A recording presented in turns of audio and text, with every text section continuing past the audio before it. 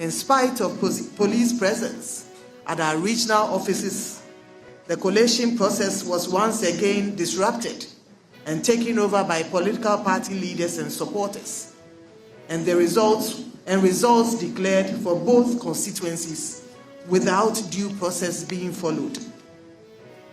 In the case of Okaigwe Central, a winner was declared without collating results from 31 polling stations. In the case of the Ablekuma North constituency, a winner was declared without collating results from 62 polling stations. This is unacceptable. It is important to note that the declarations made by our staff were made under threat, and the Commission considers this as illegal. Those declarations, as well as others that have gone on in other constituencies, will not be upheld by the Commission.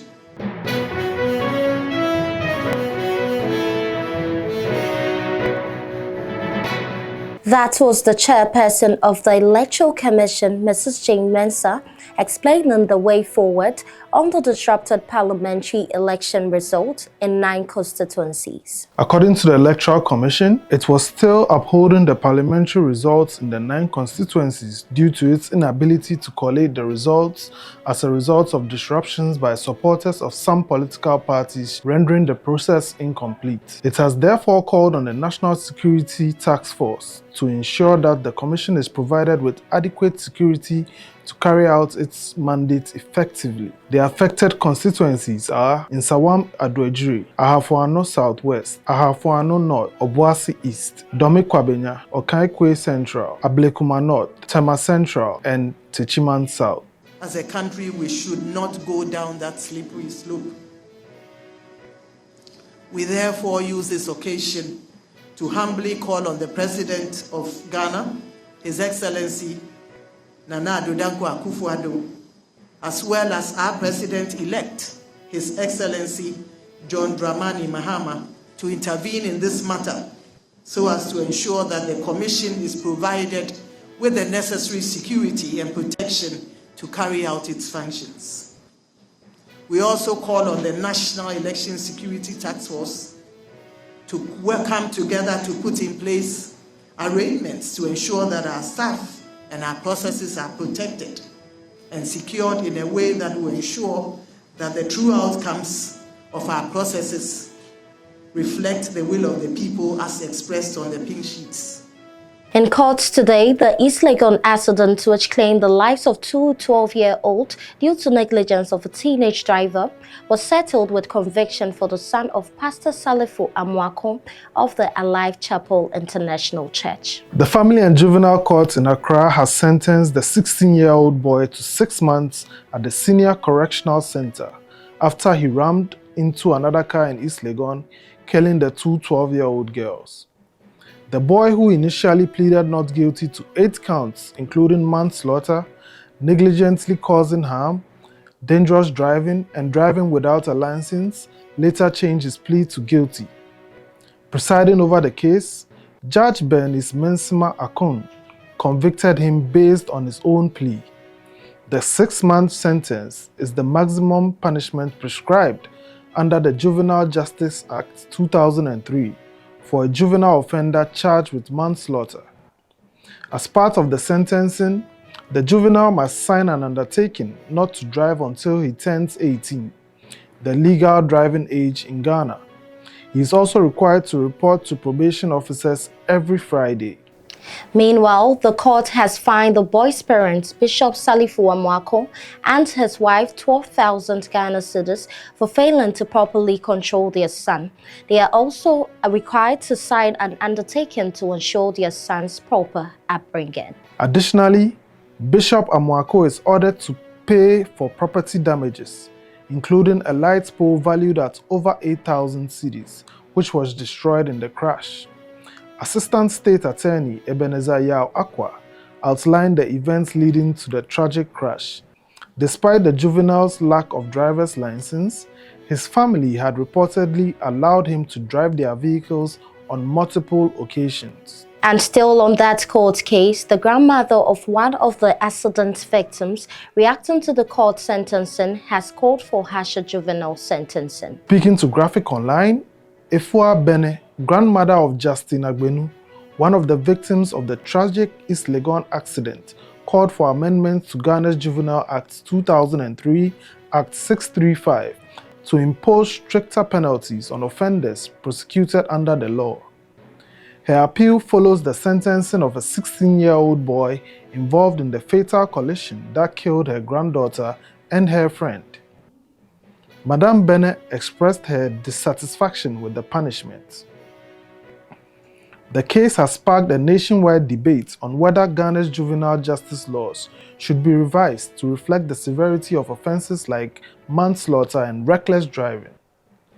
Many are calling for reforms to ensure accountability while balancing the rehabilitative goals of juvenile justice. In other news, Ghanaian media personality and YouTuber Jessica Opare Saforo has stirred up discussions with her candid opinion on the pitfalls of men overly fixating on a single woman. Speaking in a recent video which has been widely circulated on social media, the voiceover artist and the former Miss Malaika host shared insight on the danger of such obsessive behavior in relationships. If you're putting all your energy into just one woman, you might be setting yourself up for heartbreak and disappointment. See, obsession happens fast. It sneaks up on you. 1 minute you're vibing with this woman and the next you're planning your entire schedule around when she's free.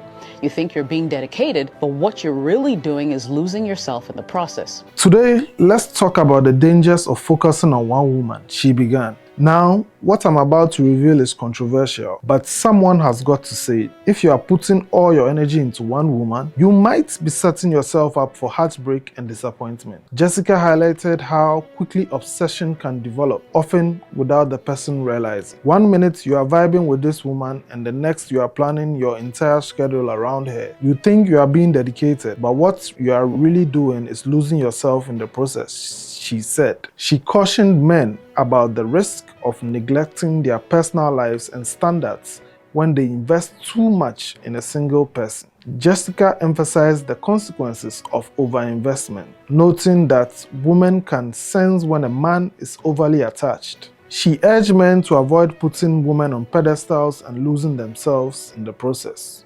The former radio host also touched on the heartbreak that often follows such situations. And President-elect John Dramani Mahama has been explaining how the Operation Recover All Loot committee formed by him would operate under his administration. Speaking to some diplomats in his office, the president-elect explains that it is designed to gather evidence to aid the prosecution of corrupt officials by designated state institutions to ensure accountability and restore public trust, and form part of his administration broader commitment to transparency and good governance. We're receiving a lot of information on things that are going wrong, or things, corruption scandals and all that. Some send me texts on my phone, some call me, others pass through other people. We want a focal point where all that evidence is directed, and so that they can assemble that evidence. And once we come into office, Oral is not going to be investigating people. It's going to gather the evidence and pass on that evidence to the government institutions that are geared, supposed to do that kind of work. And so we just want that if people have any information that they think is useful in the fight against corruption, pass it on to this team. That's what the team is about. And they are all doing that service pro bono. They are not expecting any payment. There's no expenditure or budget associated with the task that they are carrying out. And so that's the explanation for it. Yeah. And before we go, Ghanaian musician Mzbel has reignited another debate on breastfeeding in public. She has been on the campaign for some time now and has reiterated it this week. In a post shared on her Facebook page, the 16 years hitmaker strongly defended breastfeeding mothers, urging society to embrace the natural act.